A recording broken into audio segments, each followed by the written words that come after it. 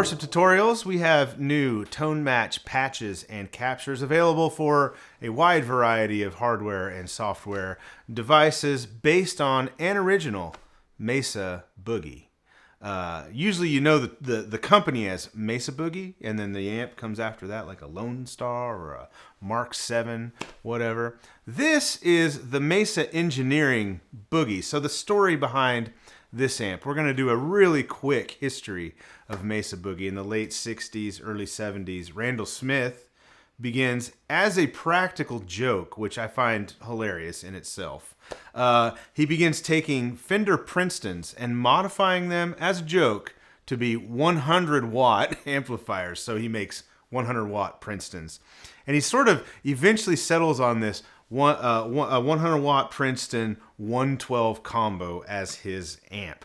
And then in the 70s, he began making that amp, and then players would buy it. Now, the reason that the company is called Mesa Boogie and this amp is called the Boogie is because Carlos Santana stopped by, as you know, as he would, to Randall Smith's place, and he played one, not knowing what he thought he was plugging into a Princeton, and he plugs into this thing, and Randall Smith is like, "You got to play this amp," and Carlos is probably like, "It's a Princeton. I've played one of those. It's not what I want." So he plugs into it, plays it. Lo and behold, it's a 100-watt Princeton that sounds amazing. And Carlos looks at Randall and says, "Man, that little thing really boogies." And so there you go, Mesa Boogie.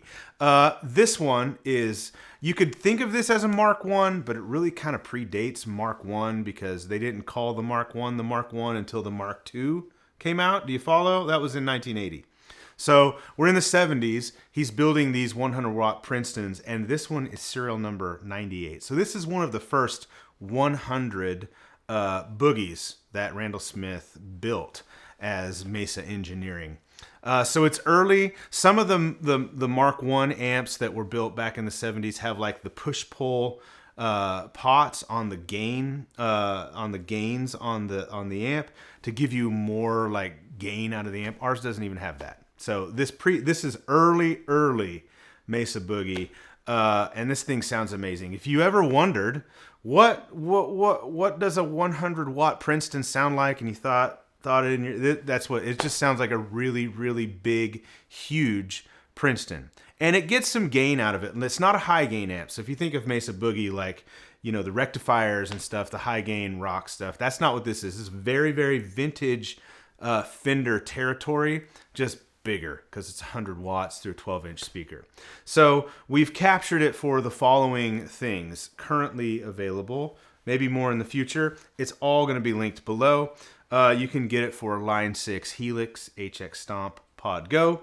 You can get it for Fractal, FM3, FM9, Axe-FX III. You can get it for Headrush Prime. We've got clones. We've got rigs based on the amp. You can get it for Kemper. You can get it for TONEX. Once Quad Cortex opens that marketplace, it'll be available.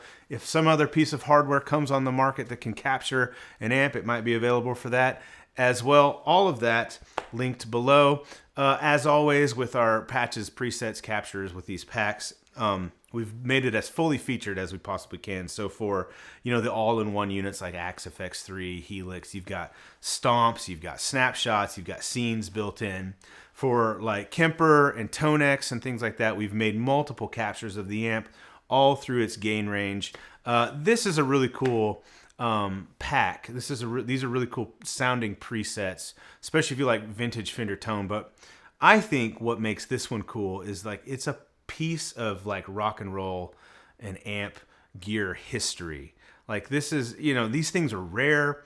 This was a friend of ours let us borrow this amp. We don't own this amp.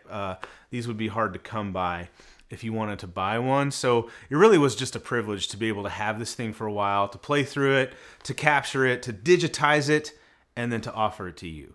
So links below to download this for whatever device you're playing. Thank you so much for watching, and we'll see you in the next one.